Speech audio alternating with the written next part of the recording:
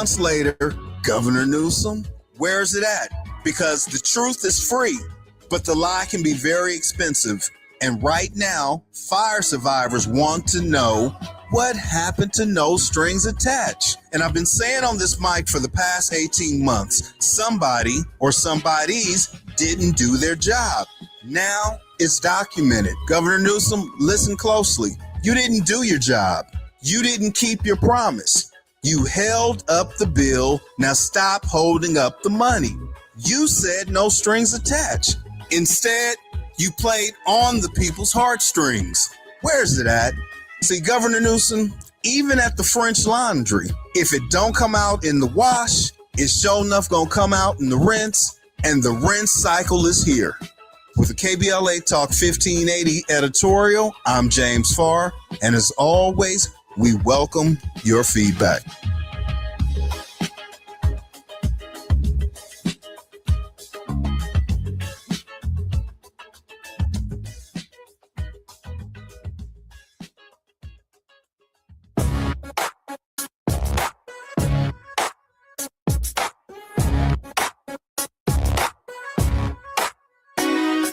The Jesse Jackson Jr. Show. Oh, oh, oh, oh, the Jesse Jackson Jr. Show.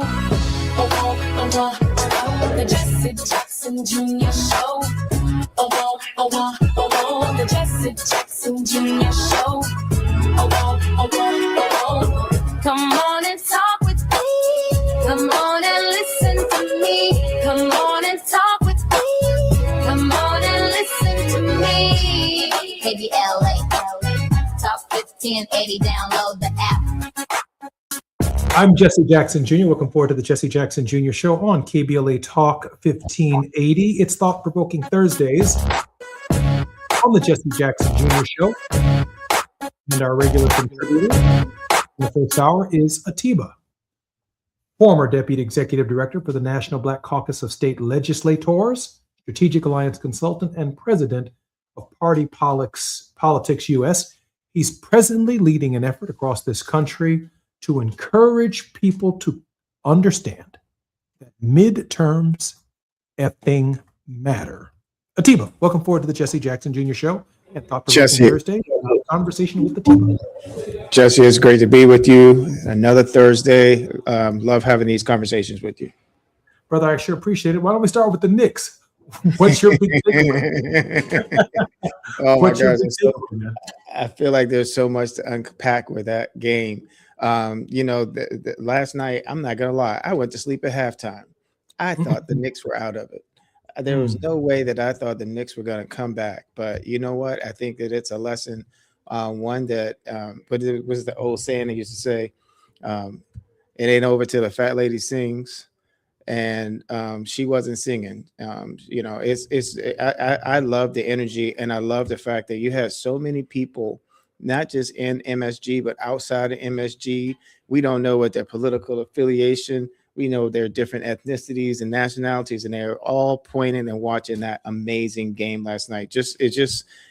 When I woke up at 12:30 this morning and saw 107, 106, and I didn't have my glasses on, I was like, whoa, am I seeing the right thing? I put my glasses on and saw that, yeah, the Knicks really, they came back, and it's just amazing, amazing, amazing. I thought the composure of the young men who participated in that contest last night was nothing short of extraordinary. You've got the MSG fans, you've got the most known sporting event in the most known sporting arena on planet Earth, and yet you have some men in their teens, some men in their early to mid 20s, just a few of them, I think, in their 30s, and the entire world is watching them. It says a lot, doesn't it, Atiba? It says so much, and I'm glad you said that because, I'll be, here's me being honest again. I was getting a little disgruntled with, or not as excited about watching basketball as I have in the past, because it felt like there wasn't the same hunger from the players. These players are proving that that hunger is still there. They are fighting. And for whatever you want to say about how San Antonio lost, why San Antonio lost, they're giving it everything that they have, and they're on the biggest stage in the world right now, playing right on the week that the World Cup is starting. It's teenagers, 20s, all of it. It's really exciting to watch. I'm very excited, and I'm very excited to see not just how this finals goes, but the rest, how their careers are going to go from here. Atiba, wouldn't you agree that the fans really are the sixth man in a home game? They absolutely are the sixth man, and we're going to see on Saturday night those San Antonio Spurs fans show up. I will say, and I don't want to go negative on this though, is that like said this before we came on, that sports is like a metaphor for life. We've known this for a long time. That some of the actions too of some of the fans in New York has been, and it's just a small, it's not many, it's just a small number. But throwing eggs at Wemby yesterday was just, it's just uncalled for. Like, we've got to get back to get to just the better parts of us, and the enjoyment of being able to be engaged and to see those fans react the way that they did yesterday was very empowering and very electric. Yeah, as for the egg throwing, we're bigger than that. but I can share with you that just a couple of days before, they had a unique opportunity. In fact, a rare opportunity to throw eggs at the president of the United States, and they chose not, they chose I'm not to glad do they it. didn't. I'm Jesse glad they Jackson didn't. Jr. You're listening to the Jesse Jackson Jr. Show and our conversation with the team. But more when we come forward right here on KBLA Talk 1580.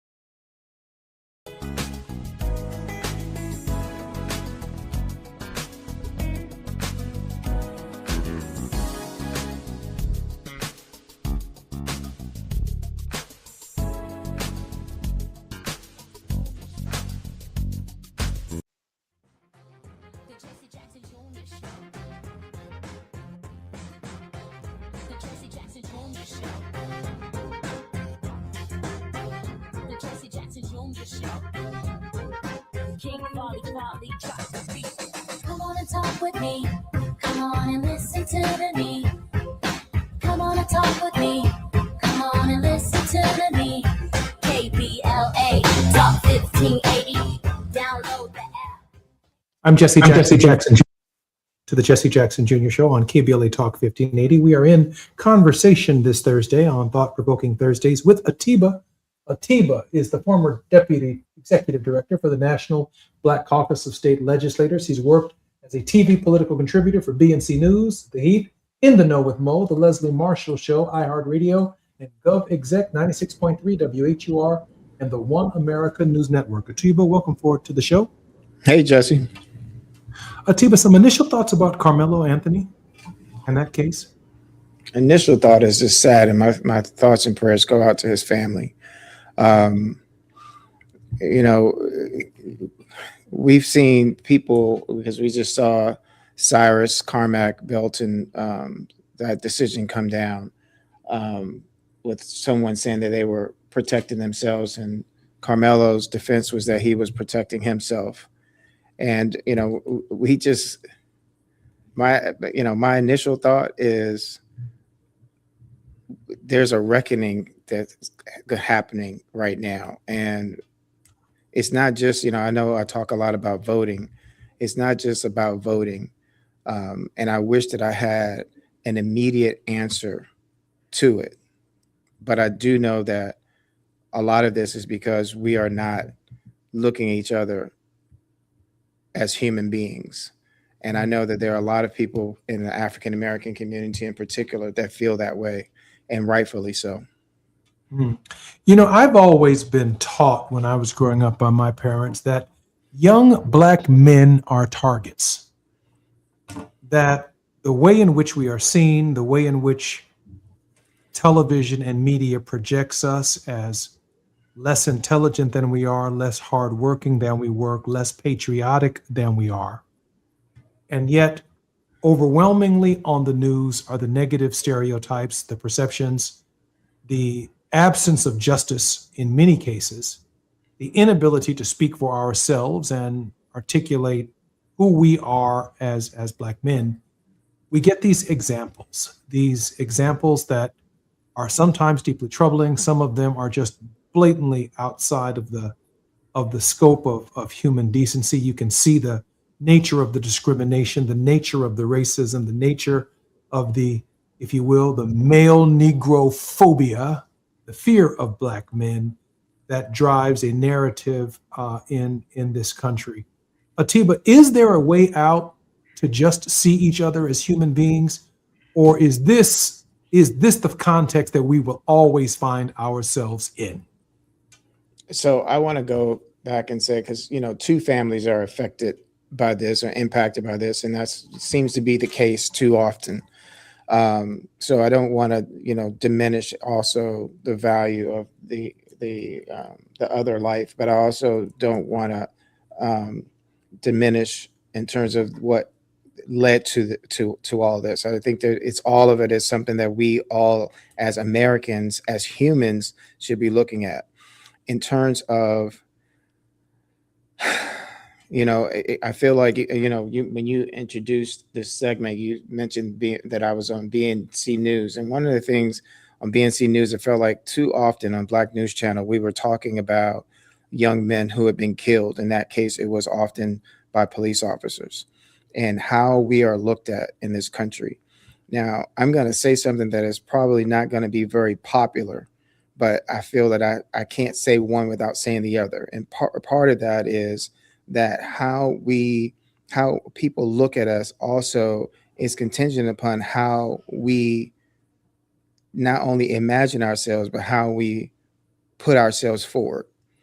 And I say this to say that there's been a culture within our country where I feel like that when I think back to the 60s and I think about wear your Sunday best when you went to march, and I look at how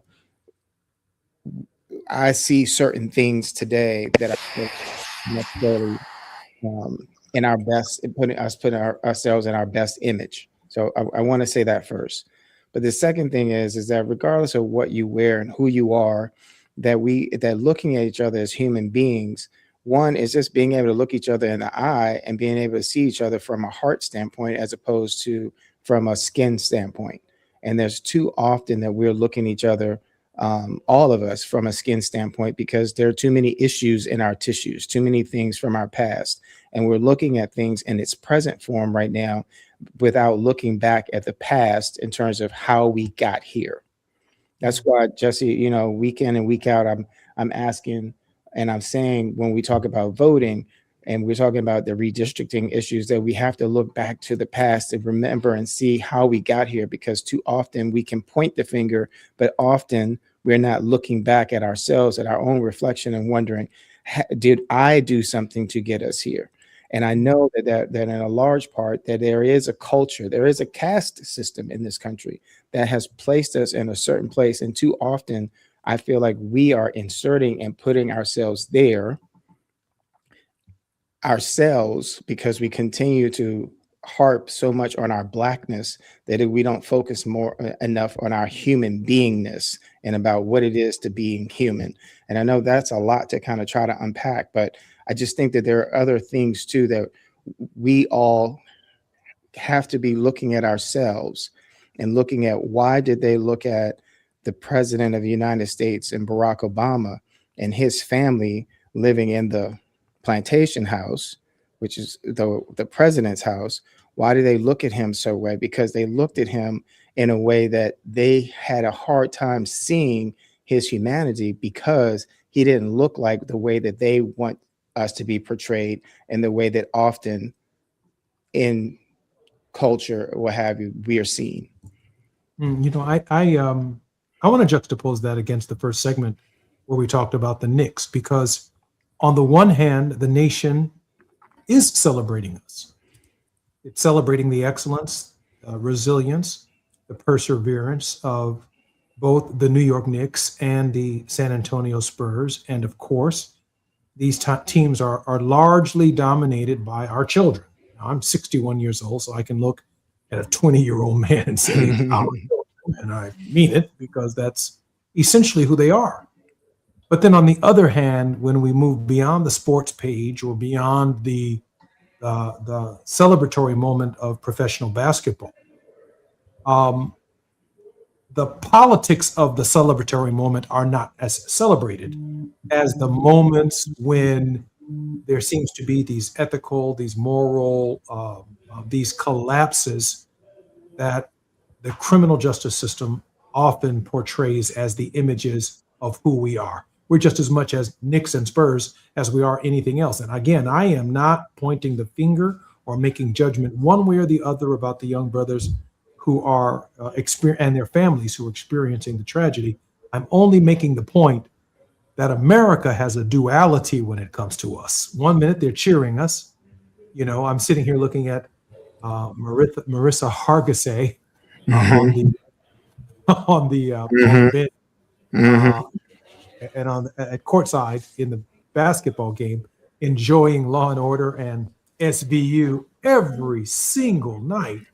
And I saw some funny posts on social media saying, why don't they just go upstairs and arrest the president? A special victims unit should go. He's sitting right there. I did not see that. I did not see that. And her co-star was sitting with her. It's like, come on, guys, put the bracelets on them. Anyway, right. With that said, how we are portrayed, you know, requires a consciousness. Atiba, you talk about that consciousness, how we carry ourselves, and exactly how we already know what the society is going to say about us if we find ourselves in any kind of controversy or running afoul of the law. Yeah, and you know, and it's funny, and thank you for, you know, I'm so glad we started off talking about the Knicks, because it's such a great story. But you know, let's also think about, we've always been celebrated when we are entertaining. Yeah, you know, it's okay when we're the entertainers, when we're entertaining. It's when those players step outside of that and speak to what's happening in the culture, what's happening in the country, what's happening to people that then people say, oh, that's not your place. Your place is entertainment. So, it's or sports. And so, we saw that with Colin Kaepernick, simply taking a knee, just to say like, hey, stop, see us, see me. And so, but I look at we've talked a few weeks ago, and I talked about an instance or something that happened when I was in Washington, D.C. And then we've heard about what's going on in Chicago and other places around the country. And the reality is that within, whether or not it's not just portrayed because the media the media is part of it. The media does create this. I don't know if you call it an echo chamber, but shines a light on the things that are happening within our inner cities. But not enough of us are, I think, talking about how do we figure out how to stop some of what's going on within these cities. Because one of the things that's really tearing in my heart is these teen takeovers. And that's this, and I don't want you or anyone to think that, hey, I'm laying the blame on us, because there's been Plymouth Rock landed on us. But at the same time, it's how through faith, how through struggle, how through what we saw the Knicks do last night of not giving up to get that win, how are we pushing and staying together and locking arms together like we did walking across the Edmund Pettus Bridge to get voting rights? How are we reinstituting and going back to that type of idea of being one and being together, as opposed to the individualism that this country creates, where it's me, but the country is stronger when we're talking about not just the Black community, the Hispanic community, the white community, the Asian community. The country is stronger when we're talking about we, and that when we are together, then we as a country are stronger. And I just want to just highlight something, because this week, just reading through some things, it's just really interesting when you look at this racial construct in America, how and why it was deliberately constructed to justify the enslavement of Africans and the displacement of Native American people by uniting a fractured European class. And this goes back to the 1600s. So what I like to do and try to say is, how are we going back and seeing how we got here, and not just pointing the finger, but figuring out how do we get out of it and how do we solve it? And I don't think we can solve it without going back and looking at how we got here. It's Thought-Provoking Thursdays. We're going to go back with the Tebow when we come forward. I'm Jesse Jackson Jr., listening to the Jesse Jackson Jr. Show on KBLA Talk 1580. More when we come forward.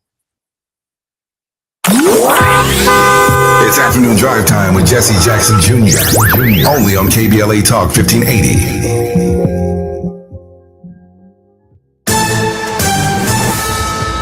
I'm Amber Payton with BIN News Now. Chicago Public Schools CEO Dr. Macklin King, who is Black, is defending district policies supporting African American and transgender students. CPS is in compliance with all local, state, and binding federal law. While testifying before a Republican-led congressional committee, King said CPS follows local, state, and federal law. She also defended the Black Student Success Program as the Trump administration withholds $8 million in magnet school grants over those policies. Attorneys for Carmelo Anthony, a Black Texas high school track star, are appealing his murder conviction. He was sentenced to 35 years for fatally stabbing Austin Metcalf during a fight at a track meet last year in Frisco, Texas. No charges will be filed against Chris Brown's security guard after he fired an air gun outside of the singer's home in California. The May 1st incident happened during an altercation with a woman outside of Brown's home. Get BIN News Now on demand 24/7 on the iHeartRadio app. Wild Rivers is now open daily with over 25 slides and attractions for thrill seekers and lazy river chillers. Visit wildrivers.com for great values on season passes and daily tickets. That's wildrivers.com. Wild Rivers, where there's sun and fun for everyone. This is the KBLA Sports Minute with Ray Richardson. A 29-point comeback Wednesday night at Madison Square Garden put the New York Knicks in the NBA record book. The comeback also put the Knicks one win away from their first NBA championship since 1973. A dramatic tip-in by OG Anunoby with 1.2 seconds left in the fourth quarter gave the Knicks a 107-106 victory over the San Antonio Spurs in Game 4 of the NBA Finals. Anunoby is the new hero in New York City with a game-high 33 points. The Knicks have a 3-1 lead in the best of 7. They can win the title with a victory in Game 5 Saturday in San Antonio. The Knicks were down by 27 at halftime and by 29 early in the third quarter. Erasing a 29-point deficit is the largest comeback in NBA Finals history. The previous record was a 24-point comeback by the Boston Celtics when they battled back against the Lakers in the 2008 NBA Finals. No debates, no speculation, just the info you need. That's your KBLA Sports Minute. I'm Ray Richardson on KBLA Talk 1580. Where the overlooked become unmissable, this is KBLA Talk 1580. We've got a lot to talk about. I'm Reverend Gerald, the life coach. Is someone you love struggling with addiction and mental illness? Is improving your family's health important? Want to leave a legacy that your family can grow? Are you ready to enhance your perception of life experiences? Then wake up weekends at 7 a.m. with Urban Family Focus and get the wisdom, opportunity, resources, and motivation to live your best life. Join the conversation on Urban Family Focus Saturday and Sunday at 7 a.m. Unapologetically progressive. KBLA Talk 1580. We've got your black.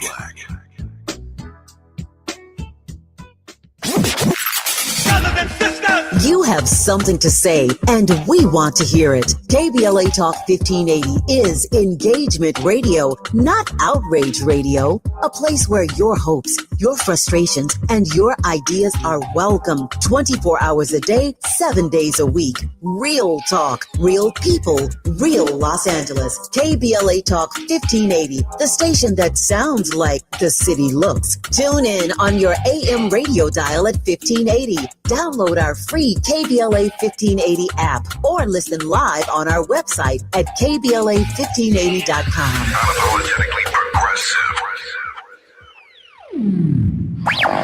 All I need is one mic. With a KBLA Talk 1580 editorial, I'm Tavis Smiley. We continue our look at what is happening and what is not happening along the Destination Crenshaw corridor. Last time we talked about the promises made to this community. Today we talk about the reality on the ground, and it is not pretty. Let's start with something as basic as a visit to the vet.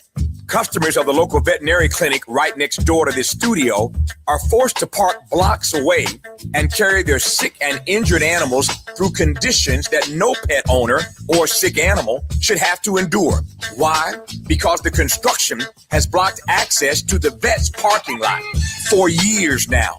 The vet is losing clients, the vet is losing revenue, and frankly, who can blame these customers for not coming back? This is but one example of a small Black-owned business being quietly strangled, and nobody at City Hall seems to notice or care. And the conditions along this corridor, they are not just an eyesore, they are a health hazard. Unsanitary conditions and repeated health code violations are doing exactly what you would expect, inviting vermin into our neighborhood. Rodents, pests, the kind of infestation that does not stay in one place. It spreads into homes, into restaurants, into our daily lives for years now. Then there is this. The houseless are finding refuge in the construction cubbyholes and unfinished spaces left wide open along this project. These are precious human beings, to be sure, in desperate situations.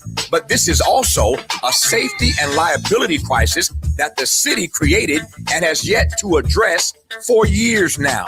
In our prior editorial, trying to save some space for Grace, we did not call his name. But after a full week of running the editorial hourly, highlighting the myriad delays, business losses, health violations, safety concerns, and more, we have heard absolutely nothing from City Council President Marquise Harris Dawson. Nothing. Not a word. The council member who represents this district has gone silent. You see why we call this project Procrastination Crenshaw? And so I repeat, Crenshaw deserves better. With a KBLA Talk 1580 editorial, I'm Tavis Smiley. As always, we welcome your feedback.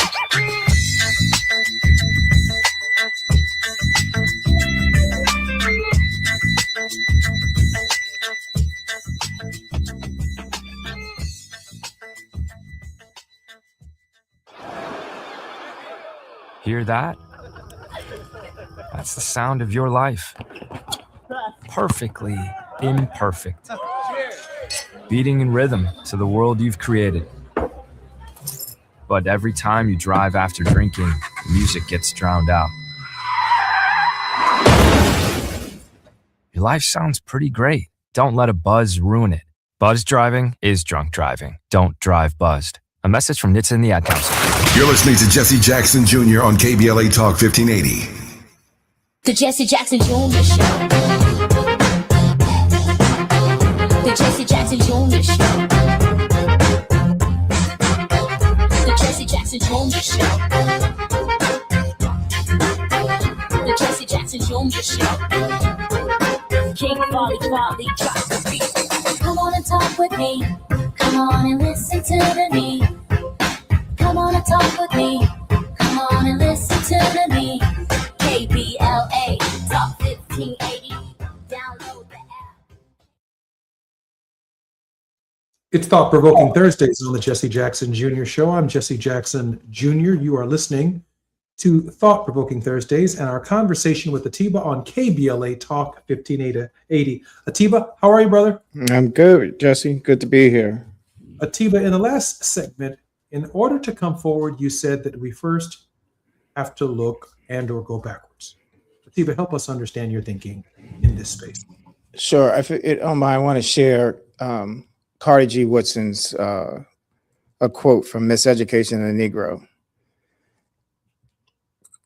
He says, if you can control a man's thinking, you do not have to worry about his action. When you determine what a man shall think, you do not have to concern yourself with what he will do. If you make a man feel that he is inferior, you do not have to compel him to accept an inferior status, for he will seek it for himself. If you make a man think that he is unjustly an outcast, you do not have to order him to the back door. He will go without being told, and if there is no back door, his very nature will demand one. I use this when I think about, a lot of the things that are going on and how often, the last few shows we've been talking about what's happening in the South and what's happening with redistricting. We're talking about, all these different things that keep happening. And while many of us can see and that we didn't bring this on, but what we have done is become so possessive in terms of the idea that we have a Black community, but we want to be recognized as Black Americans, not just as an American. And I'd say that because it's not just about, for me personally, wanting to be recognized as American. It's me thinking about my ancestors working in the fields and believing that they weren't seeking to be a free Black person. They were looking just to be a free human being. And so when I said in one of the earlier segments that within this country that there is a caste system that we're living in, and within that caste system, that if you look back to the 1600s, to slavery then in the colonies, that those people who were working in the 1600s were not recognized by race. They were recognized by their religion or their nationality. And that was until there was a rebellion. And you may recall Bacon's Rebellion. And I mention this because I want to go back to where poor indentured Europeans and enslaved Africans, slaves, revolted together against wealthy Virginia landowners who then realized the danger of a united working class. Now, if you bring that forward and you look at all these different things that are going on within our culture, within our American society today, and how they are breaking us apart, and how in some ways we are doing the breaking for them, as opposed to looking at how all of us are impacted and affected by gas prices, high grocery prices, etc. But when we're looking at these different issues, Carmelo, Anthony, Cyrus, I don't want to keep looking at and keep saying that, oh, this is an issue where you're killing a Black kid. No, this is an issue where you're killing a human being. This is an issue where you've killed an American. This is an issue where you're saying that we are something less than. And in some ways, I feel like maybe subconsciously we're putting ourselves in that category, as opposed to demanding that you see us not as a Black person. I'm demanding that you see me as a human being, the same way that you want me to look at you as a human being, because in some of their actions, what they're doing is not human at all. Well, please know that I respect that. But in the same sentence, I have to say, well, good luck with that. Because has there ever been a moment in our history here in the United States where to be Black or to be in a position of slavery, indentured servitude, some form of sharecropping, some experience from those periods of time to the present where we continue to experience various forms of discrimination? Has there ever been a moment when we have not been American? When we have not defined what it means to be an American in its truest sense? Have we not, and are we not as a people responsible for the definition of democracy?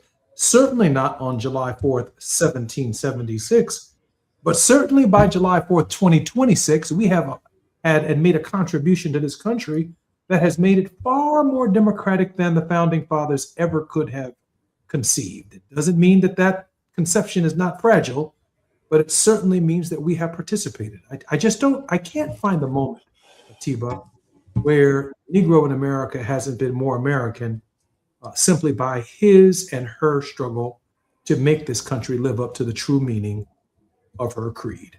It is fragile, just like the democracy is fragile. Just like, when we talk about how, we are lamenting about how these districts became redrawn, but we're not looking back, in my opinion, at how we got here. And we got here because, in part, we took our right to vote for granted.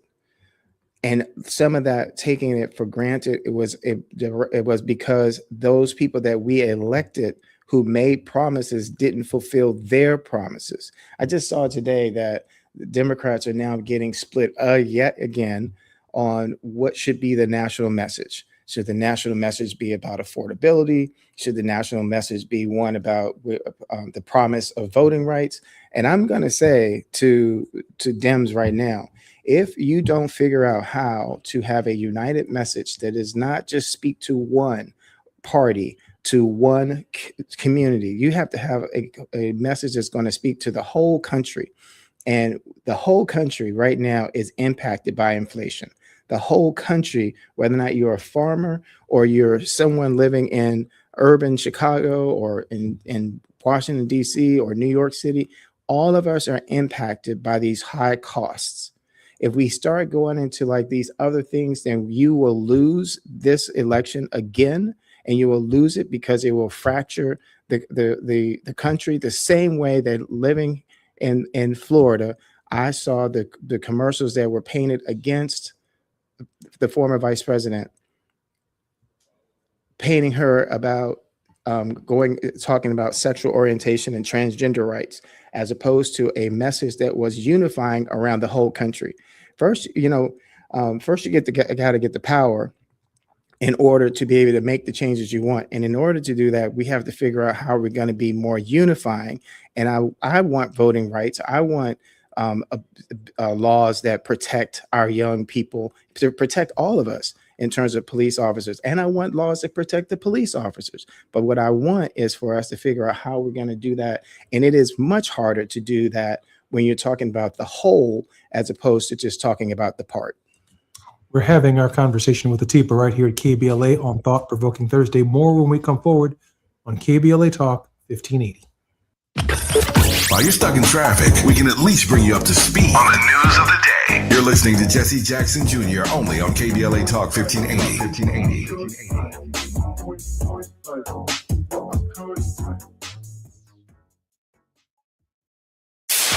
KBLA Talk 1580. We've got a lot to talk about.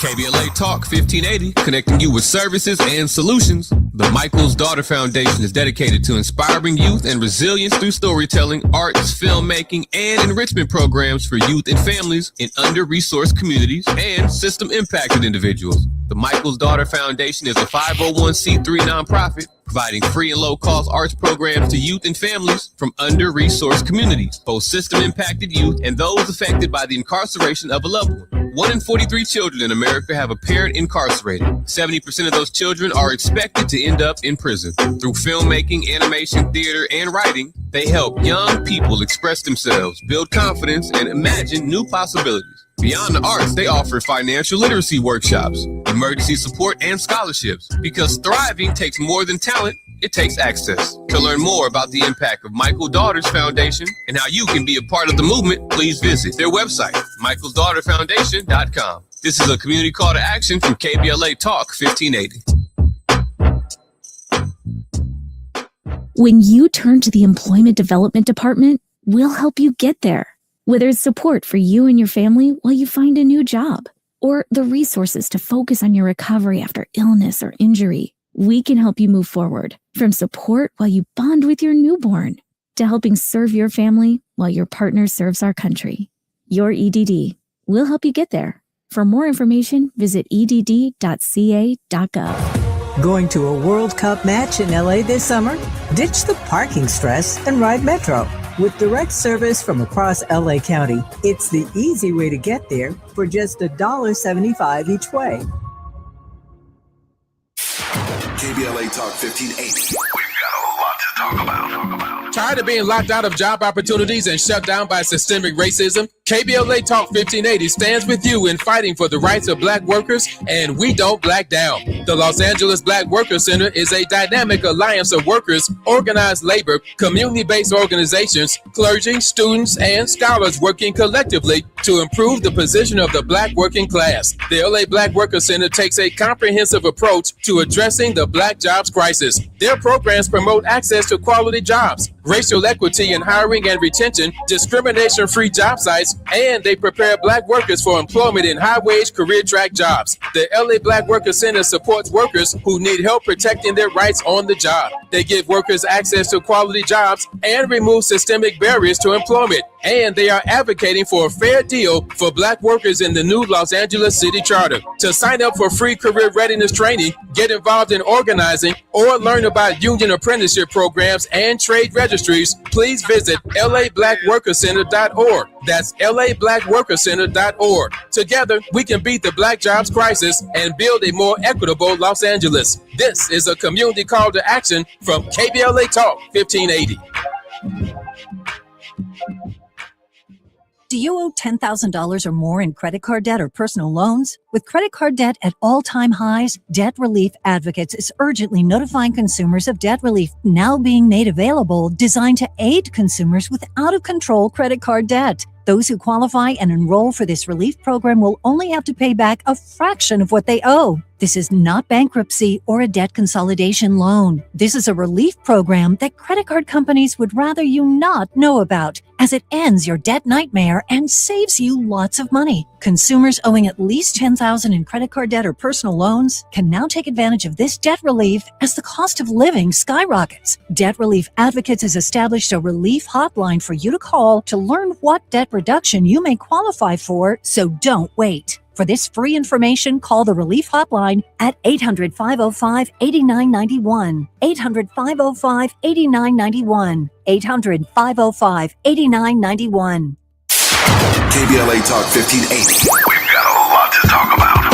KBLA Talk 1580, connecting you with services and solutions. At the heart of the Al Wooten Center's mission for good citizenship and academic excellence is a desire to ensure that every student avoids the kind of lifestyle and overcomes the kinds of challenges that led to the murder of Al Wooten Jr. In 1990, founder Myrtle Faye Rumpf opened the center in honor of her son's life. In 2026, they are serving more than 300 students in grades 3 through 12 annually online and on site at their youth center and other sites in the South LA area. The Al Wooten Jr. Youth Center takes a neighborhood approach to the revitalization and empowerment of a community in crisis. The Wooten Center provides free after-school and summer programs to help students in grades 3 through 12 attain grade-level proficiency and promotion, high school graduation, and college and career access and success. The Al Wooten Center focuses on academics, STEM, the arts, and so much more. Join them for an enriching experience that sparks creativity and nurtures young minds. Tap in at WootenCenter.org. That's WootenCenter.org. This is a community call to action from KBLA Talk 1580. Now back to more of Jesse Jackson Jr. on KBLA Talk 1580. The Jesse Jackson Jr. Show. The Jesse Jackson Jr. Show. The Jesse Jackson Jr. Show.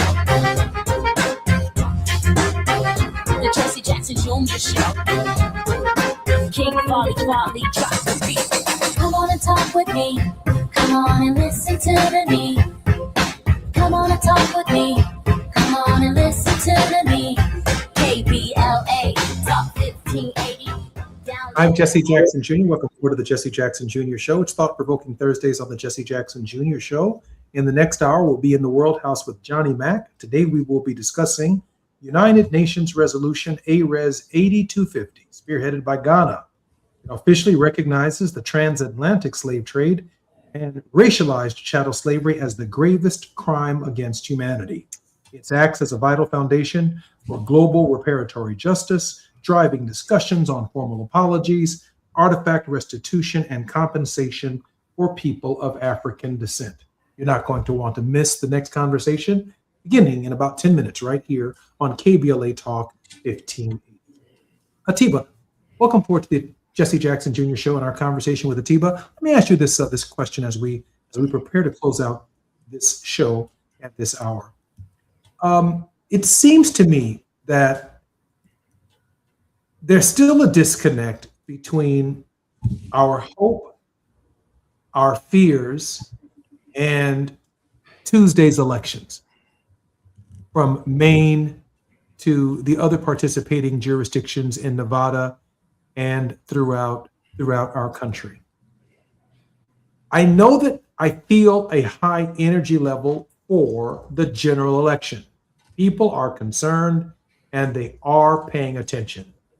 But in these primaries, Atiba, I'm deeply concerned that your voices can actually be heard far louder in the primaries in choosing the direction of a district's leadership. It seems to me that the engagement in those efforts isn't reaching the standards that you and I would want at this moment. Yeah, and I think a lot of that has to do with voter education. I think, and people are tired. Within the political sphere today, there's so much about, text messaging, money, not enough about message. And people right now are concerned about the cost of things. That's just the bottom line. That things are just way more expensive than they should be. And they already were expensive.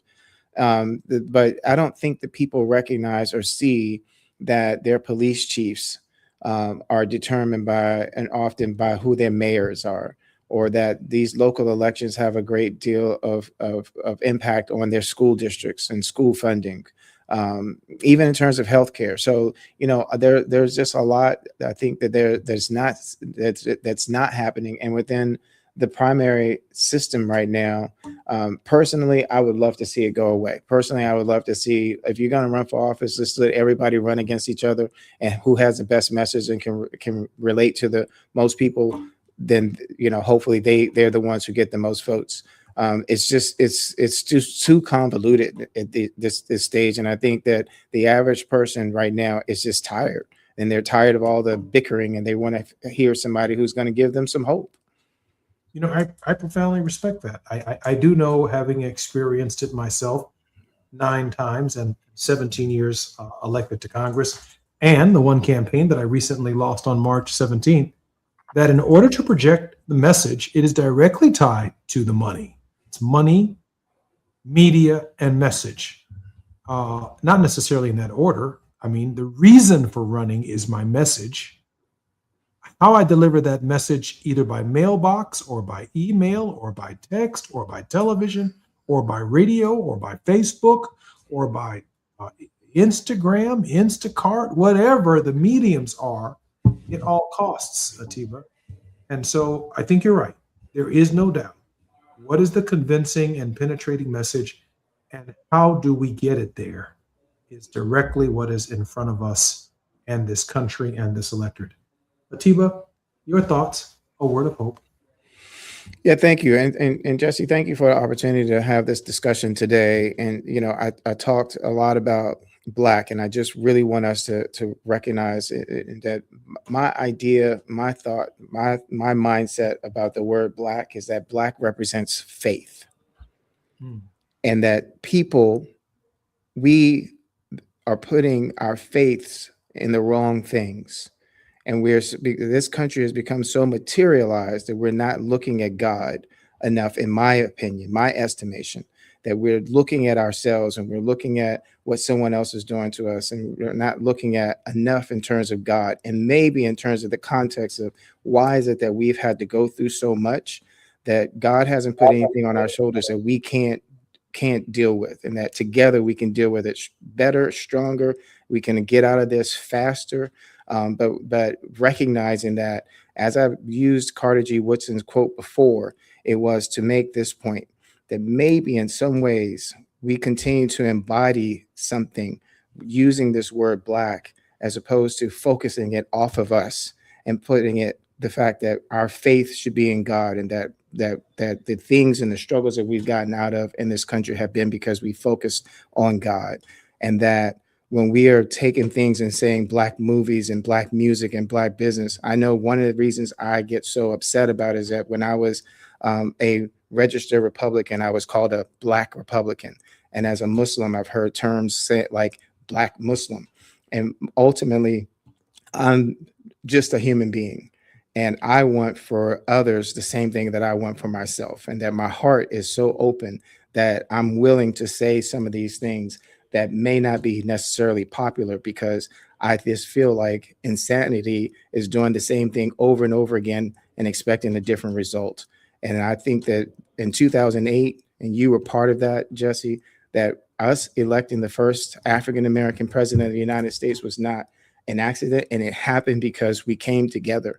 And that just like this virus that we had a few years ago that put us inside, and then George Floyd killing brought us back outside, that all of us have to figure out how we're going to come together and be a sea of people, as opposed to just being a community of one people. And that all together, I believe that the hope is that we will, as your father used to say, not only keep hope alive, but bring hope to life. I appreciate you, Tiba, and I want you to understand and appreciate that we not only appreciate you, we respect your diversity of opinion right here at KBLA Talk 1580. We understand that our community is not a monolith, but we have people who give thought in other perspectives and other directions and other angles. Particularly grateful for your participation and our regular conversation. More on KBLA Talk 1580 will be in the World House with Johnny Mack when we come forward. KBLA 1580 Santa Monica. I'm Amber Payton with BIN News Now. Chicago Public Schools CEO Dr. Macklin King, who is Black, is defending district policies supporting African American and transgender students. CPS is in compliance with all local, state, and binding federal law. While testifying before a Republican-led congressional committee, King said CPS follows local, state, and federal law. She also defended the Black Student Success Program as the Trump administration withholds $8 million in magnet school grants over those policies. Attorneys for Carmelo Anthony, a Black Texas high school track star, are appealing his murder conviction. He was sentenced to 35 years for fatally stabbing Austin Metcalf during a fight at a track meet last year in Frisco, Texas. No charges will be filed against Chris Brown's security guard after he fired an air gun outside of the singer's home in California. The May 1st incident happened during an altercation with a woman outside of Brown's home. Get BIN News Now on demand 24/7 on the iHeartRadio app.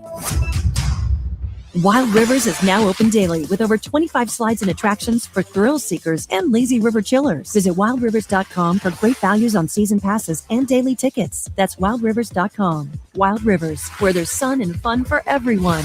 This is the KBLA Sports Minute with Ray Richardson. A 29-point comeback Wednesday night at Madison Square Garden put the New York Knicks in the NBA record book. The comeback also put the Knicks one win away from their first NBA championship since 1973. A dramatic tip-in by OG Anunoby with 1.2 seconds left in the fourth quarter gave the Knicks a 107-106 victory over the San Antonio Spurs in Game 4 of the NBA Finals. Anunoby is the new hero in New York City with a game-high 33 points. The Knicks have a 3-1 lead in the best of 7. They can win the title with a victory in Game 5 Saturday in San Antonio. The Knicks were down by 27 at halftime and by 29 early in the third quarter. Erasing a 29-point deficit is the largest comeback in NBA Finals history. The previous record was a 24-point comeback by the Boston Celtics when they battled back against the Lakers in the 2008 NBA Finals. No debates, no speculation, just the info you need. That's your KBLA Sports Minute. I'm Ray Richardson on KBLA Talk 1580.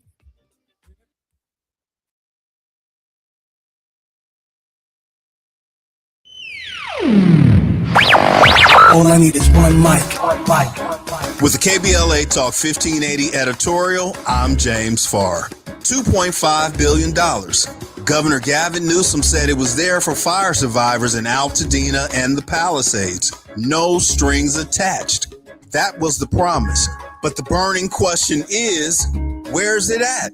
18 months later, an NBC4 investigation came back with the numbers. The numbers don't answer the question, they deepen it. Where's it at? About $605 million has been spent, roughly 75% still not released. Where's it at? Roughly $14 million went to CHP overtime and ICE immigration protest response for crowd control. Not rebuilding homes, not rebuilding lives, but crowd control. Where's it at? Another $13 million went to the state health department for video campaigns while fire survivors waited. While families in Altadena are still trying to put their lives back together, still trying to get housed, this is the hope gap and it's real. Where's it at? Southern California Edison is still in court, still fighting liability tied to the Eaton fire, still not accountable. Where's it at? 18 months later, Governor Newsom, where's it at? Because the truth is free, but the lie can be very expensive. And right now, fire survivors want to know what happened to no strings attached. And I've been saying on this mic for the past 18 months, somebody or somebodies didn't do their job. Now it's documented. Governor Newsom, listen closely. You didn't do your job. You didn't keep your promise. You held up the bill. Now stop holding up the money. You said no strings attached. Instead, you played on the people's heartstrings. Where's it at? See, Governor Newsom, even at the French Laundry, if it don't come out in the wash, it's sure enough gonna come out in the rinse, and the rinse cycle is here. With the KBLA Talk 1580 editorial, I'm James Farr, and as always, we welcome your feedback.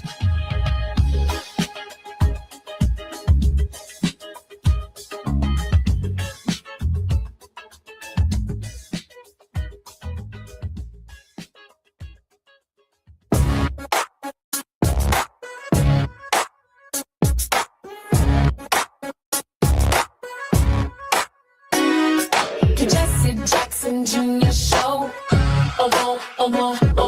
The Jesse Jackson Jr. Show. The Jesse Jackson Jr. Show. The Jesse Jackson Jr. Show. Come on and talk with me. Come on and listen to me. Come on and talk with me. Come on and listen to me. KBLA Talk 1580. Download the app.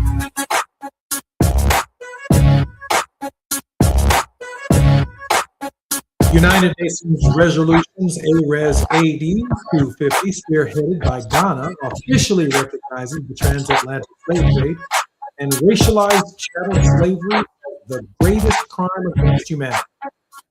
It acts as a vital foundation for global reparatory justice, driving discussions on formal apologies, artifact restitution, and compensation for people of African descent. Understanding and implementing the resolution vis-a-vis recognition, restitution, and reconstruction requires shifting focus to specific actionable frameworks. The resolution mandates that nations officially acknowledge the scale and brutality of the transatlantic slave trade. This moves beyond passive historical acknowledgement to include truth-telling initiatives, public apologies from complicit states, and updated educational curricula detailing the systemic roots of modern global inequalities. Restitution. Implementing here requires the prompt and unhindered return of looted cultural property, historical archives, and museum pieces to their countries of origin. It establishes a political and moral mandate for nations to address reparatory measures and explore compensation for descendants of African slaves. Reconstruction. Beyond historical accountability, the resolution pushes the global community to address contemporary systemic anti-Black racism on socioeconomic disparities. This means integrating the legacy of slavery into policies aimed at economic development, healthcare, and equal rights for the global diaspora. We are in the World House with none other than Dr. Johnny Mack, social entrepreneur, scholar practitioner with expertise in the subject areas of peace, conflict, and social change movements. Dr. Mack's research includes extensive study of Martin Luther King Jr.'s logic of nonviolence and the U.S. civil rights movement. He is a historian, a philosopher, a thinker. Dr. Mack, welcome forward to Worldwide with Dr. Johnny Mack. Jesse, it's so great to be here. Thank you very much. Johnny, the Ghanaians have obviously done it. They obviously set the framework for something very important in our global as well as our personal and cultural understanding of what's next. Johnny, break this resolution down for us and help us answer the question, with this resolution, where do we go from here? Well, Jesse, first of all, it is the question. Recall that that was King's question in his last book, and that's where we find his discussion of the World House. So it's perfect for our conversation. This resolution that Ghana successfully tabled and managed to champion it passing as a UN resolution sets forth, as the resolution states, once and for all, a recognition of the enslavement of Africans. Not only the enslavement of Africans, Jesse, but the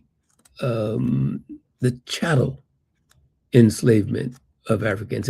It's one thing to be a slave, but being a slave does not necessarily mean that you are chattel. That is, that you are property owned by another human being. And so slavery is still in effect in various places around the world, but chattel slavery not. Chattel slavery was a phenomenon specifically of that time of transatlantic slave trade. And so the resolution, somewhat controversially, as some would argue, recognizes the enslavement of Africans and chattel slavery to be the greatest crime against humanity in all of human history. And so the resolution does several things as you read it. It requires and these are key words, Jesse, it requires restitution. It requires reparations. It requires reconstruction. And I'll add another R, a fourth R. It requires recognition. So we recognize the problem. We then bring restitution and reparations, and then ultimately reconstruction. I'm Jesse Jackson Jr. We're in the World House with Dr. Johnny Mack. More on a very important resolution that the country of Ghana championed at the United Nations, establishing a global framework for justice for those who have been enslaved and victims of chattel slavery. More when we come forward right here on KBLA Talk 1580.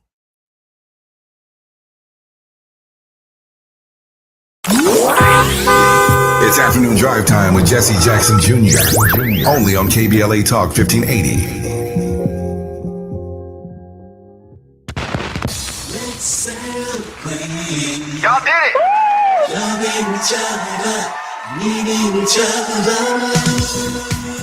Hey, Los Angeles, KBLA Talk 1580 is turning 5, and we're celebrating in a big way. Oh my God! Join us Friday, June 19th, Juneteenth, 4 to 7 p.m. at the Beehive for our 5th anniversary bash and Juneteenth celebration. We're talking surprise celebrity guests, a special presentation, and a major announcement you will not want to miss. I can't wait to hear it. Plus, live music, dancing, games, and enough food and drink to keep the party going. Yeah, that's what I'm talking about. Of course, you're welcome to bring your own picnic basket, blanket, and lawn chair. And the best part, it's completely free. But here's the thing. You've got to sign up in advance. Space is limited, so don't wait. Head to KBLA1580.com right now and lock in your spot. Friday, June 19th, The Beehive, KBLA Talk 1580. 5 years strong, and we're just getting started. Happy anniversary, KBLA! Yeah, man! Brothers and sisters! There is no denying that we've always been the conscience of this country. KBLA Talk 1580 is progressive talk radio built for our community, by our community, and with hosts who look like you, live near you, and care about what you care about. 50,000 watts of truth right here in Southern California. KBLA Talk 1580. Listen live on your AM radio dial at 1580 or stream us live on our KBLA1580.com website or on our free KBLA 1580 app. Unapologetically progressive. We all hear the radio ads about the IRS. They tell you to be afraid, to be scared, and they try to frighten you into calling. I'm not here to do that. Tax Relief Advocates is different. TRA is here to tell you that if you owe money to the IRS, whether it's $5,000, $50,000, or $500,000, we have a solution. It doesn't matter if you're sitting in your car, at work, or with your kids. No matter where you are, call now. 800-550-9651. Don't lose hope. TRA can eliminate or reduce what you owe to the IRS. Generous programs are now available that can give you a fresh start. Our passion is taxes and helping individuals fix their IRS problems. We have over 1,000 5-star reviews on Google and an A+ with the Better Business Bureau. You don't need to be afraid of the IRS any longer. End your tax nightmare today by visiting us online at TRA.com or call 800-550-9651. That's 800-550-9651. Tax Relief Advocates, real solutions for real people. Now back to more of Jesse Jackson Jr. on KBLA Talk 1580. The Jesse Jackson Jr. Show. The Jesse Jackson Jr. Show. The Jesse Jackson Jr. Show. The Jesse Jackson Jr. Show. King Quality drops the beat. Come on and talk with me. Come on and listen to the me. Come on and talk with me. Come on and listen to the me. KBLA Talk 1580. Download the app. I'm Jesse Jackson Jr. on KBLA Talk 1580. We are in the World House with Dr. Johnny Mack. We are discussing United Nations Resolutions ARES 80-250, spearheaded by Ghana, officially recognizing the transatlantic slave trade and racialized chattel slavery as the gravest crime against humanity. Despite receiving overwhelming support, Johnny, from the African Union and CARICOM, the implementation remains, as you well know, politically complex. The measure successfully passed with 123 votes, 52 nations, including the United Kingdom and European Union members, abstaining, citing legal concerns, and 3 countries, the United States, Israel, and Argentina, voting against it due to concerns over establishing legal liability and hierarchies among crimes against humanity. Why would Israel, Argentina, and the United States abstain, Johnny? Well, they told us why they would abstain. They are opposed to reparations, and they are opposed to establishing, I wouldn't say a hierarchy. I would say, of course, they didn't say this, but I would argue they are opposed to establishing the hierarchy that they did, that the UN did. In other words, Why?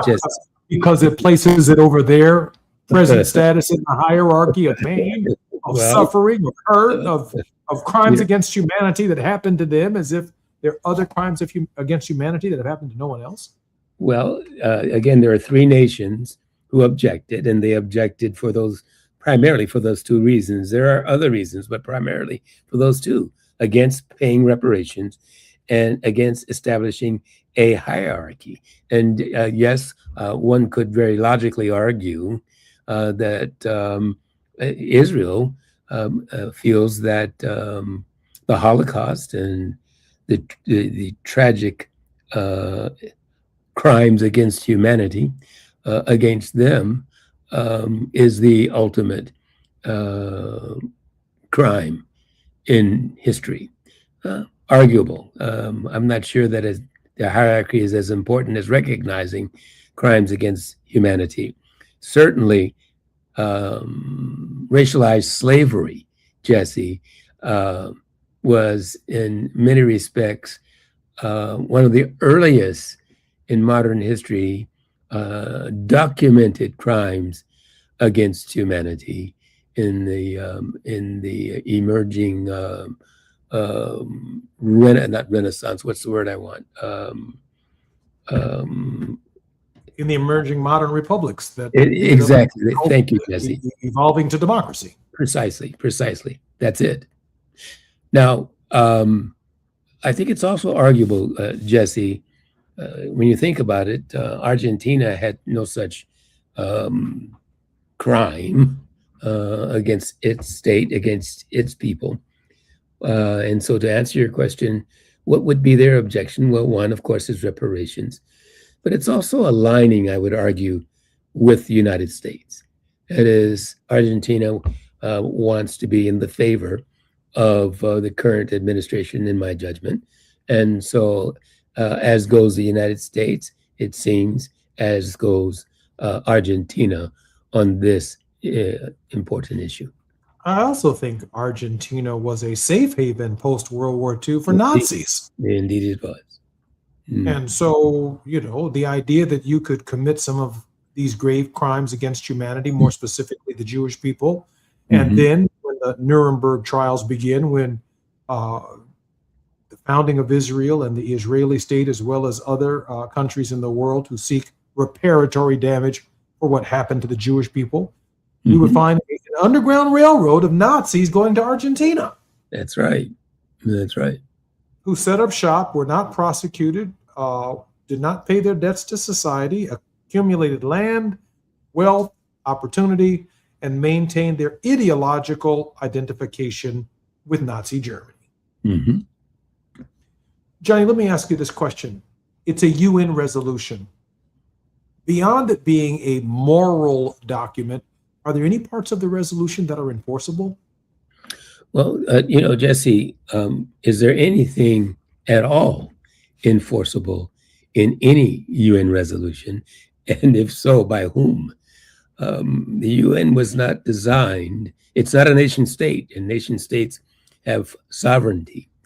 What makes the UN work is something called comity, the ability and the commitment of nation states to come together as a global body and work in comity among those who are members of the nation of the UN to create a more just and peaceful world. And so that is the force behind implementing not only this, but any UN resolution. Johnny, what would Dr. King have to say, given that he said we were integrating into a burning house? What would his reflection upon Ghana's successful resolution mean for, as you say, recognition and acknowledgement? Yes. Well, again, this is the World House, and this is a step toward realizing Dr. King's vision of the World House. Now, Jesse, again, you mentioned two of the four words that we began our conversation with today. Those four R's of restitution, reparations, reconstruction, and the first was recognition. And I think King would stand behind those four words, all four. First of all, recognizing the crime for what it is, a true crime against humanity. Providing restitution, restoring, and these words are key. What do we mean by restitution? We might add their reconciliation as a fifth R, and tying restitution and reconciliation together. And what we mean there, Jesse, I think, certainly what the drafters of the resolution meant is a restitution within the African community itself as a polity, as a global body, that is people of African descent, and within that body, within the broader global community.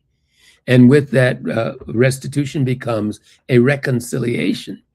That is, a reconciliation within the body of people of African descent, and that body within the broader global community.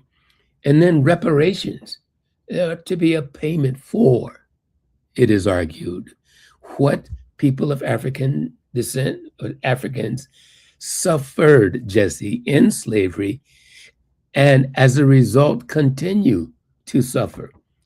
And they continue to suffer in at least two ways. One is the results of slavery presented benefits and burdens to the global community, where some continue to benefit from that slavery, while others continue to be burdened by that slavery. And then the second element is a more structural, institutional framework. And Jesse, this is key in what most people miss. I'm sorry to be so long-winded on this, but the question is so important. It's one thing to provide a payment for, but Jesse, how do you really quantify the suffering that people of African descent have endured as a result of racialized chattel slavery? How do you put a price on it? In my opinion, in my mind, it's measurable, but just being rhetorical. Go ahead, Johnny. But then there is the issue of where do we find this continuing and ongoing suffering? Not a chosen trauma, as Vamek Vulcan would call it, that is suffering out of memory. Again, suffering out of memory as a chosen suffering. I choose as a person of African descent to live that suffering over the 400 years of disenfranchisement and marginalization of African peoples. But then, Jesse, there's the present structural impediments to full participation in the global social order that Africans and people of African descent continue to suffer in present time. And that is another form of slavery. You know, let me share with you an interim step, because I gave this some thought when I wrote in 2001 the book A More Perfect Union, Advancing New American Rights, and updated it in 2019. In that book, I argue not only for reparations, but I argue for it in a non-traditional form, at least initially. In America, the American slave might be the first slave in human history whose slavery was tied to constitutional government. That is, it was sanctioned by the people. And therefore, we the people have an obligation to an enhanced and increased understanding educationally of what the crime actually is. And the model that I use is when you take off from New York and you fly to San Antonio, or you fly from San Antonio to New York, you land on a runway. That's what the Spurs and what the Knicks have been doing for the last week, with a reasonable expectation that even though we're on both sides of the New York Knicks and the San Antonio Spurs, there's reasonable assurance that both teams will land on runways that have the same standard to get the players to and from the games as they do millions of customers safely. Therefore, when we watch the game, whether it's in San Antonio or it's in New York, the rules are the same, even in two different states, because it's the National Basketball Association. The rules are public. The length of the runways that they land on are public.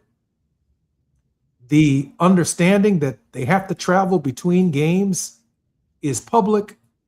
The referees are all wearing the same shirts and are disinterested in the outcome of the game, or at least they should be, unless you're president of the United States and you show up at the Knicks game and put your finger on the sixth man, which is the crowd, and turn them off, and you get booed and discourage people from enjoying the game because you're present.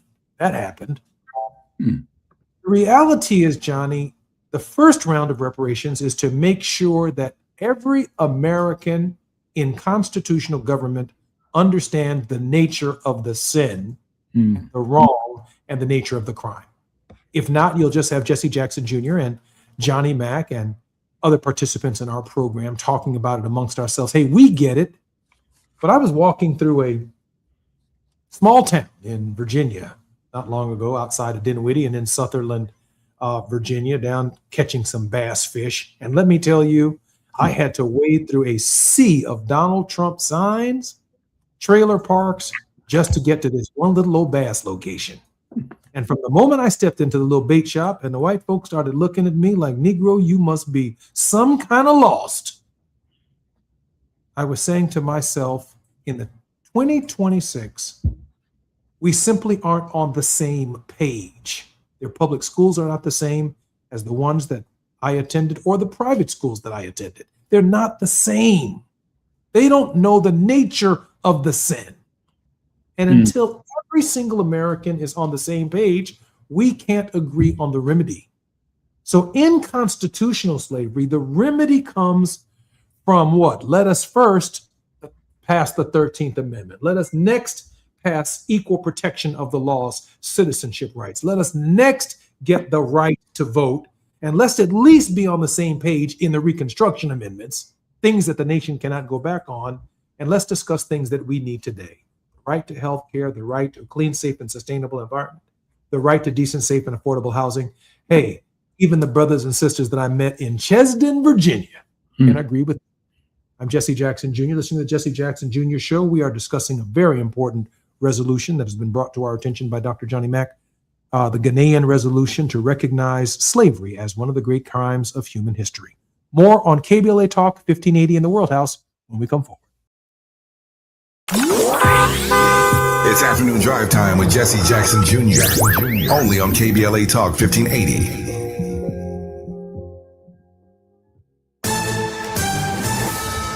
I'm Amber Payton with BIN News Now. President Trump is downplaying the latest inflation report after consumer prices saw their biggest annual jump in 3 years last month. Virginia Democratic Senator Tim Kaine says families are feeling it in their wallets. The war itself imposes costs. However, President Trump says inflation will come down once the war with Iran ends. Chicago's transit leadership fight is escalating. Regional Transportation Authority Chairman Kirk Dillard says any changes to CTA executive leadership may need approval from Illinois' new Northern Illinois Transit Authority. Black Mayor Brandon Johnson is urging the CTA board to pick a permanent president. And a Texas couple will spend decades in prison for a $30 million pyramid scheme that targeted Black communities. LaShonda and Marlon Moore of Frisco were sentenced to 40 years each. Prosecutors say their blessings and no time scheme promised victims 800% returns on $1,400 investments. Get BIN News Now on demand 24/7 on the iHeartRadio app. Wild Rivers is now open daily with over 25 slides and attractions for thrill seekers and lazy river chillers. Visit wildrivers.com for great values on season passes and daily tickets. That's wildrivers.com. Wild Rivers, where there's sun and fun for everyone. This is the KBLA Sports Minute with Ray Richardson. A 29-point comeback Wednesday night at Madison Square Garden put the New York Knicks in the NBA record book. The comeback also put the Knicks one win away from their first NBA championship since 1973. A dramatic tip-in by OG Anunoby with 1.2 seconds left in the fourth quarter gave the Knicks a 107-106 victory over the San Antonio Spurs in Game 4 of the NBA Finals. Anunoby is the new hero in New York City with a game-high 33 points. The Knicks have a 3-1 lead in the best-of-7. They can win the title with a victory in Game 5 Saturday in San Antonio. The Knicks were down by 27 at halftime and by 29 early in the third quarter. Erasing a 29-point deficit is the largest comeback in NBA Finals history. The previous record was a 24-point comeback by the Boston Celtics when they battled back against the Lakers in the 2008 NBA Finals. No debates, no speculation, just the info you need. That's your KBLA Sports Minute. I'm Ray Richardson on KBLA Talk 1580. Our voices aren't the minority opinion. They're the American conscience. This is KBLA Talk 1580. This is America. In a world full of noise, one station keeps it real. KBLA Talk 1580, where the conversation goes deeper, the voices sound like yours, and the issues that matter most to our community take center stage. Progressive, powerful, unapologetically us. Whether you're driving through the city or tuning in from your home or office, join the public square. KBLA Talk 1580, your home for talk that enlightens, encourages, and empowers. Listen live on our free KBLA 1580 app, on our website at KBLA1580.com, or on your radio dial at 1580 AM. Unapologetically progressive. Indeed presents hires you can't afford to get wrong, like nuclear reactor safety expert. I disabled the backup cooling system. It was making such an annoying noise. You heard it, right? It was like, We're on a countdown to core failure. And you're saying we don't want that? This is a job for sponsored jobs. This is what happens when you don't sponsor your job on Indeed. Next time, get matched with quality candidates with Indeed sponsored jobs. Visit Indeed.com/hire now and sponsor your job today. All I need is one mic. With a KBLA Talk 1580 editorial, I'm Tavis Smiley. We continue our look at what is happening and what is not happening along the Destination Crenshaw corridor. Last time we talked about the promises made to this community. Today we talk about the reality on the ground, and it is not pretty. Let's start with something as basic as a visit to the vet. Customers of the local veterinary clinic right next door to this studio are forced to park blocks away and carry their sick and injured animals through conditions that no pet owner or sick animal should have to endure. Why? Because the construction has blocked access to the vet's parking lot for years now. The vet is losing clients, the vet is losing revenue, and frankly, who can blame these customers for not coming back? This is but one example of a small Black-owned business being quietly strangled, and nobody at City Hall seems to notice or care. And the conditions along this corridor, they are not just an eyesore, they are a health hazard. Unsanitary conditions and repeated health code violations are doing exactly what you would expect. inviting vermin into our neighborhood, rodents, pests, the kind of infestation that does not stay in one place. It spreads into homes, into restaurants, into our daily lives for years now. Then there is this. The houseless are finding refuge in the construction cubbyholes and unfinished spaces left wide open along this project. These are precious human beings, to be sure, in desperate situations. But this is also a safety and liability crisis that the city created and has yet to address for years now. In our prior editorial, trying to save some space for grace, we did not call his name.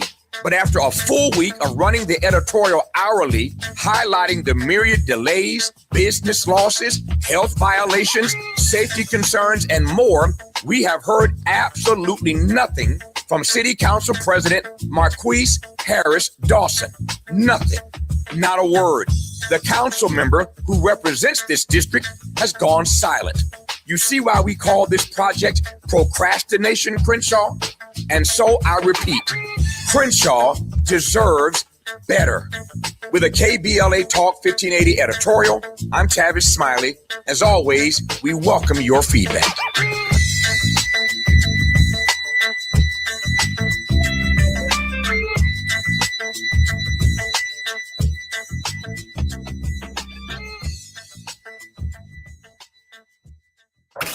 You're listening to Jesse Jackson Jr. on KBLA Talk 1580.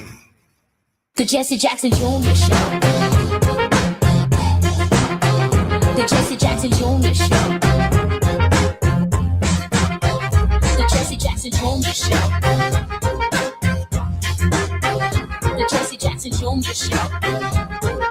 King Volley drops the beat. Come on and talk with me. Come on and listen to the need. Come on and talk with me. Come on and listen to the need. KBLA Talk 1580. Download the app. I'm Jesse Jackson Jr. Welcome forward to the final half hour of the Jesse Jackson Jr. Show on KBLA Talk 1580. Dr. Johnny Mack has traveled extensively throughout the Americas, Africa, Asia, Europe, and the Middle East, working in the fields of peace, development, conflict, and nonviolent social change. His seminal work, After Confrontation, Then What?, challenges the putative logic of nonviolent social change theory and practice. Particularly, he rearticulates nonviolence beyond the traditional understanding of nonviolent struggle as principally nonviolent resistance. Dr. Mack, welcome forward to the Jesse Jackson Jr. Show. Good to be here, Jesse. Thank you. Dr. Mack, I do have a question that I'd like to ask you about why Ghana? Why Ghana? Because of its historic relationship and the struggle against independence. We'll come to that in just a moment. But just before we do that, I'd like to hear how we can support your work. Well, thank you, Jesse. Listeners can support our work at the World House Project by simply keying in those 4 words, .org, which is our website, theworldhouseproject.org. And once there, the listeners can learn much more about our work, and they can also click on that button that says donate and make a tax-deductible donation to our work. Thank you for asking. Let me encourage all of our listeners to do just that. Johnny, why Ghana? Well, one way of answering is why not Ghana? But Ghana was the port of transport, if you will, of slaves. And the Osu, I believe is how you pronounce it, port where slaves were harbored and transported to the United States, the Caribbean, and other parts of the world. And so it is there that that the trade began, in so many words, and it is there in so many words with this conference that will be held next week, where it can ultimately begin the process. I won't say it can end, but where we can ultimately begin the process of ending slavery and its consequences. And Jesse, it's important, if I might add, to articulate it that way, to describe it that way. The vestiges, the consequences of slavery remain with us in so many different ways. And until we fully understand, which is why that word recognition is so important, until we fully understand the depth and breadth and even the longevity of slavery, then we can't fully remedy a 6R, its consequences on people of African descent. Johnny, recently you returned from Cuba, and there's a lot of saber rattling going on in the United States with respect to Cuba.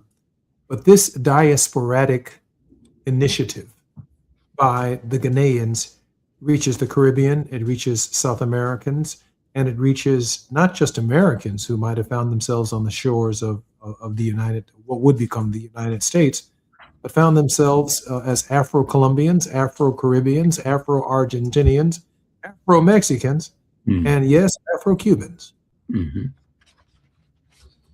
Johnny? Well, I think the point you're making there is that, of course, the slave trade dispersed Africans throughout the Western Hemisphere.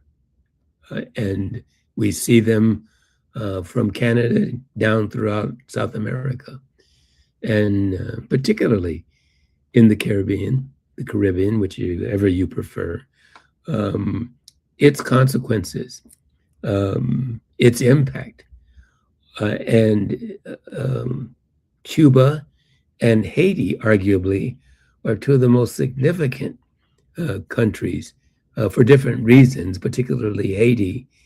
And it's overthrowing the only country in the Western Hemisphere who was able to regain its independence as Haiti did, and continues, many argue, to suffer the consequences of that victory even to this very day. Johnny, I am particularly amazed and particularly impressed with what the Ghanaians have done by bringing this to our consciousness. Have you, or has there been any movement by the Congressional Black Caucus or any of our representatives in the House of Representatives or in the Senate to model legislation and echo the sentiments of the Ghanaians? Many will be participating in the conference, and specifically to your question, Jesse, I am not aware whether they have or not. I'm not suggesting that they haven't, but I am not aware of it. I appreciate that, Johnny. Johnny, what can we do to learn more about this initiative by the Ghanaians? It's a very important initiative, thanks to the internet and particularly the new search capabilities of AI. There's much that we can learn and understand. And I would encourage our listeners, Jesse, to do just that, and to focus particularly on those R's that you and I just talked about. Recognizing, first of all, fully recognizing what slavery is and what it did and continues to do, particularly to people of African descent and to Africa, the continent itself. So fully understanding its impact, number one. Number two, fully understanding what reconciliation, restitution, and reparations are and what they are not. And then finally, and I believe most important, is reconstruction. What do we mean by reconstruction? Reconstruction for us here in the United States has a particular meaning. Reconstruction after slavery here in the U.S. And many argue there were three reconstructions. The first, of course, 1865 to 1877, I guess. And out of that first reconstruction, to overcome chattel slavery, we got the 13th, 14th, and 15th Amendments. in the second Reconstruction was the civil rights movement, many argue, from 1940-ish to 1970-ish. And we call that the modern civil rights movement. What we got out of that Reconstruction was the Civil Rights Act, of course, the Voting Rights Act, and the Fair Housing Act. And all of those, in many respects, have virtually been overturned. And so, yes. I'm Jesse Jackson Jr., listening to the Jesse Jackson Jr. Show on KBLA Talk 1580. Johnny has a third Reconstruction in his time frame when we come forward. While you're stuck in traffic, we can at least bring you up to speed on the news of the day. You're listening to Jesse Jackson Jr. only on KBLA Talk 1580.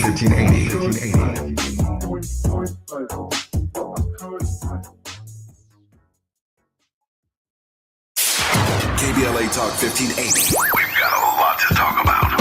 KBLA Talk 1580, connecting you with services and solutions. At the heart of the Al Wooten Center's mission for good citizenship and academic excellence is a desire to ensure that every student avoids the kind of lifestyle and overcomes the kinds of challenges that led to the murder of Al Wooten Jr. In 1990, founder Myrtle Fay Rumpf opened the center in honor of her son's life.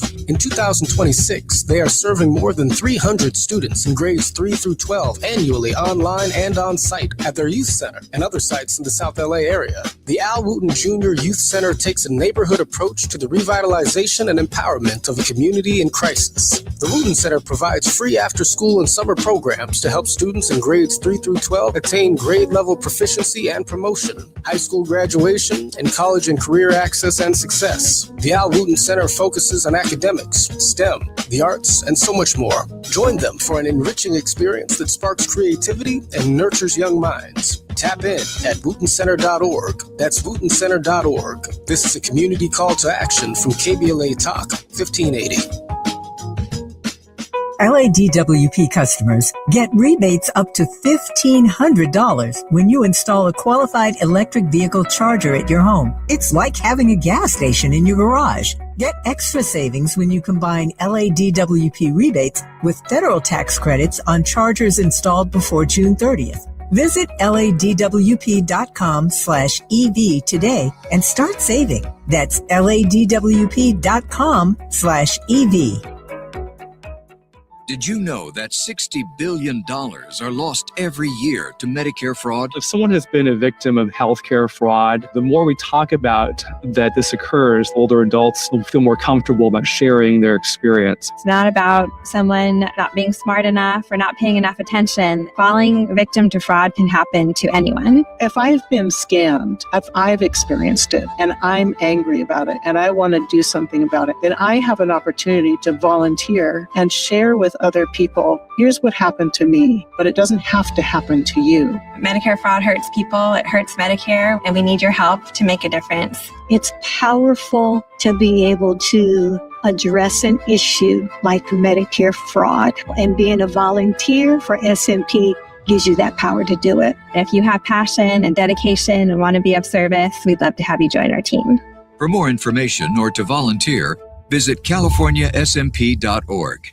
Is reviewing life insurance on your to-do list? Now's the perfect time to add it. A friend recently told me that securing life insurance sooner rather than later can help you lock in lower rates for years to come. So I bumped this up on my list and got it done. I called SelectQuote and couldn't believe how easy and affordable life insurance is. I'm 40 and got a $500,000 policy for $16 a month. My husband's also 40 and his $500,000 policy was only $18 a month. Plus, with SelectQuote's same-day coverage, there was no medical exam required and we were covered by the time we hung up. Knowing I have this checked off my list feels amazing, but the peace of mind knowing my family is protected feels even better. Call SelectQuote at 1-800-729-7070. That's 1-800-729-7070. Or go to SelectQuote.com to get your free quote today. That's 1-800-729-7070. Details on example rate at SelectQuote.com. KBLA Talk 1580. We've got a lot to talk about.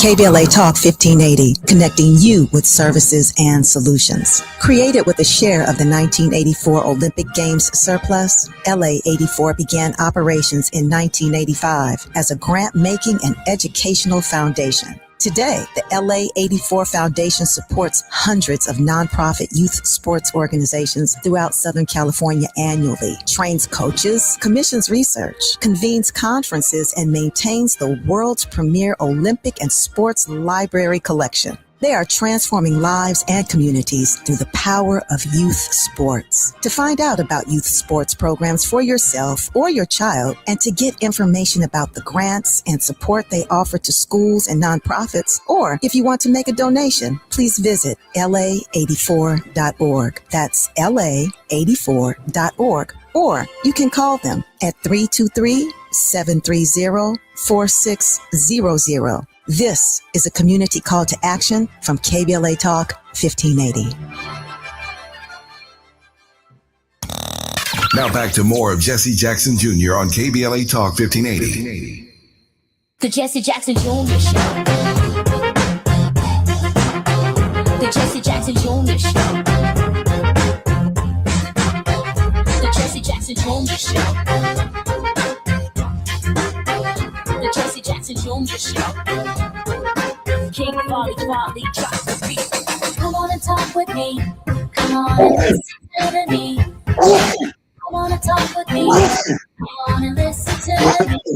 KBLA Talk 1580. Download the app. Tomorrow will be Fat Meat Fridays on the Jesse Jackson Jr. Show right here on KBLA Talk 1580 with our creator, none other than the incomparable Miss Gina Towns. She is an amazing creator, amazing personality, and I'm very much looking forward to our conversation. And I should share with you that the Jesse Jackson Jr. Show has been in Richmond, Virginia since Monday. And as soon as this show is over with Dr. Johnny Mack, the Jesse Jackson Jr. Show with Gina Towns will also be driving all the way back to Chicago. That's 13 straight hours. So when you hear us live tomorrow, it will be because we covered almost half, or at least from our perspective, of the nation. I'm Jesse Jackson Jr., listening to the Jesse Jackson Jr. Show, and Dr. Johnny Mack. Johnny, what should we be looking forward to in the not too distant future against the timeline that you were saying? And you mentioned a third Reconstruction. I did indeed, Jesse. I'll quickly remind our listeners that the first Reconstruction was against chattel slavery, 1865 to 1877. Second Reconstruction, basically the modern civil rights movement from about 1940 to about 1970. The third Reconstruction, arguably, we are in that Reconstruction as we speak, right about 2008. Second Reconstruction was against Jim Crow. Let's summarize it that way.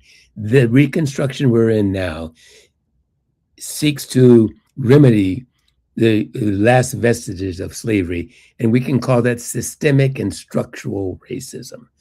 What we have to look forward to and what we must work toward is eliminating and doing the very thing King called for, eliminating structural systemic racism by restructuring the social edifice through a revolution of values. That is why it's so important to your last question, Jesse, of what should we know and what can we do? We should fully understand what slavery is, what it has done, and what it is still doing, not only to we, people of African descent, but to the entire globe. And we must find ways to restructure the social edifice, to infuse this revolution of values. And Jesse, that's what the third Reconstruction is all about. It is about coming together as a people, uniting with other peoples of the world as one human family in the world house, to construct that world house as a just and peaceful place to live. Johnny, that's, I can't think of more hopeful words than the ones that you've just attempted to express. And we are going to make room, of course, at the end of our show for you to offer your word of hope. I just want to say, though, that I've picked up on a slightly different pattern on the question of the racial timeline of history, in that if first Reconstruction is from 1865 or from the Reconstruction Amendments to 1877, or crown jewel of the end of first Reconstruction, in the negative, of course, is the Plessy versus Ferguson decision of 1896. We need Brown versus the Board of Education to put an end to segregation. We need equal protection under the laws, an interpretation of the 14th Amendment. And arguably, from 1954, which does encapsulate and incorporate the civil rights movement, all the way to the present, is second Reconstruction. And I'm afraid, like Stevie Wonder sang in the Songs in the Key of Life, that the world is in need of love today. That hate is going around, breaking many hearts. And with that said, between Reconstruction periods, there is always a period of Jim Crow. How long it will last, I do not know. But that we cannot hop from second Reconstruction to third Reconstruction. That we are quickly entering into a Jim Crow that Jim Clyburn acknowledges, that the CBC acknowledges, that I have acknowledged, that many are coming to terms with, as we lose diversity, equity, inclusion, as we lose many of the hard-fought gains, and we look at the backlash and white resistance, which is not unlike the backlash and white resistance after first Reconstruction that ushered in first Jim Crow. Now, with that said, someone burned a cross in Grant Park in Chicago last night. And if that doesn't give you any indication of where we are positioning ourselves, I don't think anything can. With that said, Dr. Johnny Mack, we have about 3 minutes until the end of our show, and just about 3 minutes before I begin a 13-hour drive. Johnny, a word of hope. Well, I'm really delighted to talk about this word of hope, Jesse, because despite notwithstanding what we've said about slavery and what people of African descent have endured, there is some hope in the passing of this resolution. It's championship by President Mahama of Ghana, calling this conference next week, assembling scholars, activists, statesmen, and even ordinary citizens to talk about, to think about, to strategize on how to implement this resolution, not just in moral terms, Jesse, but in very practical action terms that do the very thing, once again, that Martin Luther King Jr. called for. If we're really going to eradicate slavery from the face of the earth, that will be a process. It won't be an act. And that process will not come from politics. It will not come from business. It will come from the people of the earth. People, ordinary citizens like you and me. And therein lies my hope. I love you, Johnny, and there's nothing you can do about it. Ditto. I look forward to seeing you next week. More on the Jesse Jackson Jr. Show, more on KBLA Talk 1580 when we come forward. Until then, I'll see you tomorrow morning or tomorrow afternoon on Fat Meat Fridays. KBLA 1580 Santa Monica.